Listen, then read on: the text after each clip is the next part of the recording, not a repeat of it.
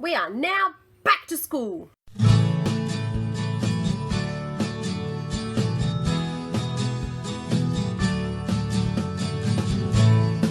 Hi everyone, welcome to Talkin Chalk. I'm Beck. I'm an assistant principal in Southwest Sydney. This is my YouTube channel where I share tips and bits of advice, and lately I've been sharing lots of resources for all of you guys to benefit from. So before we get into it, I just want to remind everyone that all of my links and everything are in the description below. Today I'm going to be giving you a link to a free template to create your own resume.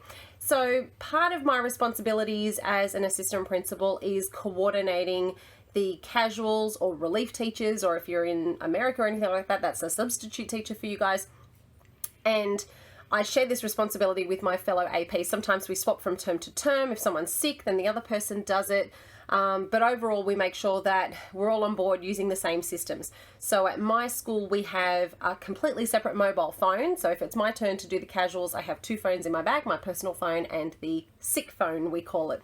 So that is the phone that our staff will call us or message us if they're sick and let us know they're away for the day. And it's also the same phone that we use to contact casual teachers to be able to employ them. This includes support teachers as well, teachers' aides, school learning support officers, we call them in New South Wales, and just to make sure we've got staff for the day. That's the only thing we use that phone for pretty much. Now, if you are in the New South Wales system, there's a very good chance that you might be getting booked through a system called Class Cover. We used to use a system called Casual Direct, and it's just moved to this app now, where pretty much what happens is you register as a teacher, you register as a school, and if, let's say, I need a casual for the day, I jump on, I say what I need. I need a primary school teacher for Wednesday at blah school.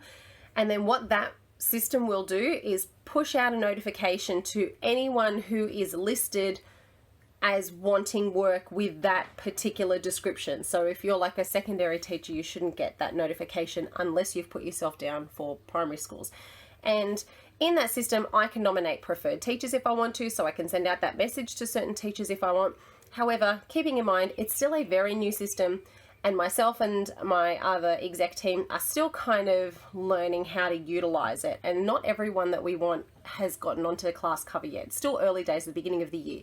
So there's lots of new teacher graduates that haven't put themselves on the system yet, so we're communicating via text message if we need them. Now, in order to get a school to want you though, they need to want you, I guess. You need to get your foot in the door. So the beginning of this week, we started getting lots and lots of submissions in from casual teachers submitting a resume or a CV with their credentials and saying, I'm available for work, please add me to your casual list. Now, in the past, we've kept a lot of these applications throughout the years, but I found last year, as I was going back to see if people were available, it was just a sheer waste of time because they'd either moved or changed areas or gained permanency or a temp block or something like that. Generally, just weren't available. So I have secure shredded all of these CVs and resumes that had been handed in the past, and now I'm only storing the ones that are being submitted from this year. They're current, they're relevant, so I know that they're accurate mainly. So we keep all of that data, and when I say data, I mean phone numbers, names, and availability in a spreadsheet so that the executive can access it. And then once we have booked a teacher that we like and we want to have them back again, we think they were really good for our kids, they understood our systems, they followed all instructions, we will then put their number into our sick phone so that we can call them back. This is the system we use at our school. I'm assuming it's very similar across a lot of other schools. Some schools it might be the principal, it might be the deputy, they might keep your number in their phone or on a system and then just access it that way. If they are a big school, chances are they're just going with Class Cover, and if they don't like you, they'll remove you. So really that way to get your foot in the door is just to have an easy to read resume. A lot of the ones that I had that came in this week, out of all of the ones that came in this week, I like to highlight the ones that I think stand out, and I'm going to try them first above all the other ones. And I only highlighted 2. The other ones will still be okay. If I get stuck, I'm still going to call them. However, I'm not calling them first. I'm calling these other particular ones first because they had a really succinct, well-written resume that had all the details I needed, and it connected with things that we have. And I'm going to give you an example of one that didn't have anything that I wanted. It was a secondary teacher. It's a primary school. So obviously I want primary trained teachers first. That does not mean secondary teachers won't do a wonderful job. I just want a primary teacher first. My school, my prerogative. Our school, our prerogative. I'm pretty sure most primary schools would be consistent with that. That we still have secondary teachers employed though, and we do have one that we will call who works amazingly with our stage 3 class. So if you're someone that's finding that you're just not getting that call to the school, even though you dropped off a resume, maybe you need to update, maybe you need to refresh, hopefully this will help you. If you are a new graduate, as in never worked before, hopefully this template will be easily adaptable so that you can put down some information, go and hand it in, and then see, you know, if this helps you at all. I know a lot of people think that it's hard to, you know, go and pound the pavement and hand these things in face to face. I'm taking those ones in digitally that have been sent via email to the school. That's fine. Meeting face to face always makes an impression, and you always get that side chance of a conversation to be able to get out any other information, you know, things that might pertain to what you do that might not necessarily be relevant to putting into paper. Sometimes it just makes a good impression. Sometimes rock up, look professional, look ready to go, and, you know, mention I'm available tomorrow or something like that, because you never know what might come up. I've booked a lot of people on the fly who've popped in for the afternoon and said, just let you know I'm available tomorrow in case you need anyone. Guess what? So-and-so just called in sick. I do need someone. Locked in. Because it's just so much easier to book someone you know that's been in your school, that knows your systems, and is, you know, keen and ready to go. So what I'm going to do is I'm going to flip the camera and I'm going to show you this template. I'm going to give you access to this through a Google folder, so you should be able to utilize it as a Google Doc. I recommend just downloading it as a Word doc file and using it that way. And I've used fonts that should be consistent with yours. Hopefully. We'll see how we go. So hopefully when you open up the Google Doc link, you'll see this. I've got it in a PDF format, a Word document format, and that's what I opened up in the Google Docs format. In here, I've also got the mandatory training guide for schools if you're in the New South Wales departmental system. It has the list in there of all the mandatory training that you need to have to be employed. So let's just look at it in a PDF format at the moment. Oh, it's not going to let me. You know what? I'm just going to go to my original file. There's the PDF. Okay, I'll zoom out so you can see. So obviously I've just done a random name, Marie Antoinette. It is 1 page, because that is all I need to employ you. I don't want 12 pages of your history and every single thing that you did with every single class. I don't need it. So at the top, name. When you open this in Word, this is editable. You'll be able to type into this. So primary qualified teacher or secondary qualified teacher or specialized, whatever it is that you are. Contact details over the side here. It's very important that you put your working with children's check number, possibly adding your expiry date if you'd like, your approval to teach number. You must have that. I've had a lot of people from independent systems who don't actually have approval to teach in the Department of Education submit me with CVs or resumes. I can't employ you without it. A very short teaching philosophy, and I mean short, just saying something along the lines of what your passion is in teaching. Is it special education? Is it future focused learning? Yada, yada, yada, that sort of thing. Please put your availability. That is so helpful. Okay, qualifications, skills and training. And when I'm talking about training, if you're a new graduate, that's fine. Just mention things that you did on prac. Perhaps you have other training that might help you here. Are you a sports coach on the weekend? Have you done some kind of course at TAFE or this course here, Digital Storytelling with Microsoft Sway? This is a real course. These are all real courses, actually. You can do that for free online in the Microsoft Education community. I highly recommend looking it up. Live Life Well at School is all these things are actual things that you can do. The Science and Maths Conference, if you haven't seen it before, I've shared videos on this before. I'm part of the committee. It's great. We do a discount for casual teachers too. So keep an eye out on that. Follow me and you'll see the updates on it. I'm just going to zoom out now. So down the bottom here, employment history. Please don't give us the last 10 years of casual teaching from block to, I don't want term 1 in 2009, term 2 in 2009, term 3. Please don't. So like whatever your most relevant thing is. So this is an example of, you know, having a block term, another block term, and some things that you might have done.